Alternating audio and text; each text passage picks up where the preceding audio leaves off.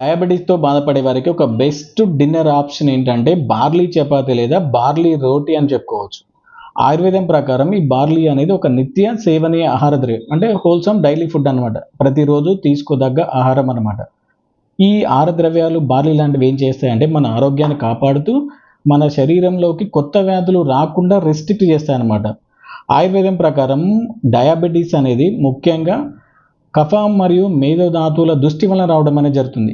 So, ఈ barley అనేది డయాబెటిస్‌కు మూల కారణమైన కఫం, మేధో ధాతువుల దుష్టిని తగ్గించడంలో చాలా అద్భుతంగా పనిచేస్తుంది. అంటే కఫం మేధోహరంగా పనిచేస్తుంది. అదేవిధంగా లేఖనం మన బాడీలో ఉన్న ఎక్సెస్ ఫ్యాట్ ఏదైతే ఉంటుందో దాన్ని స్క్రాప్ ఔట్ చేయడానికి ఉపయోగపడుతుంది.